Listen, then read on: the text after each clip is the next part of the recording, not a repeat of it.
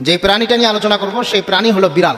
রাসূল করিম সাল্লাল্লাহু আলাইহি ওয়াসাল্লাম বিড়াল লালন পালনের জন্য এবং বিড়াল পোষার জন্য অনেক ক্ষেত্রে রাসূল করিম সাল্লাল্লাহু আলাইহি ওয়াসাল্লাম উৎসাহ দিয়েছেন এবং নিজেও রাসূল করিম সাল্লাল্লাহু আলাইহি ওয়াসাল্লাম নিজেও বিড়াল পুষেছেন, হাদিসের দ্বারা কি আছে প্রমাণিত আছে। এবং রাসূল করিম সাল্লাল্লাহু আলাইহি ওয়াসাল্লাম বিড়ালকে খুব বেশি ভালোবাসতেন।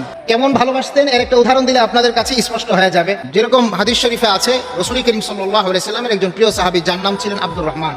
আল্লাহ রাসূল সাল্লাল্লাহু আলাইহি ওয়াসাল্লাম দেখলেন একদিন একটা বিড়াল ছানা নিয়ে সে খেলতেছিল। আল্লাহ রাসূল সাল্লাল্লাহু আলাইহি ওয়াসাল্লাম বললেন, তাকে ইশারা করে বললেন, তাকে ডাকলেন ইয়া আবা হুরাইরা, অর্থাৎ হে বিড়ালের পিতা। এরপর থেকে সাইয়েদনা আবু হুরাইরা বলেন, আমাকে যেহেতু রাসূল করিম সাল্লাল্লাহু আলাইহি ওয়াসাল্লাম এই নামটা খুশি হয়ে দিয়েছেন বিড়ালের পিতা, আমিও আমার নামটা বিড়ালের পিতা হিসাবে আমার জন্য ঠিক করে নিলাম। সুবহানাল্লাহ। রাসূল করিম সাল্লাল্লাহু আলাইহি ওয়াসাল্লাম বলেছেন, বনী ইসরাঈলের একজন মহিলা ছিল, সে একটা বিড়ালকে কষ্ট দেওয়ার কারণে আল্লাহ রাব্বুল আলামিন তার ঠিকানা জান্নাতে করে দিল।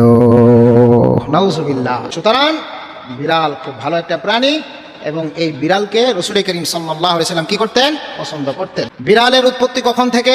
ইতিহাসে পাওয়া যায় ৯,০০০ বছর আগে মিশরে যখন ইঁদুরের উৎপত্তি শুরু হয়ে গেল, ইঁদুররা যখন অনিষ্টতা দেওয়া শুরু করলো, মানুষকে ক্ষতি করা শুরু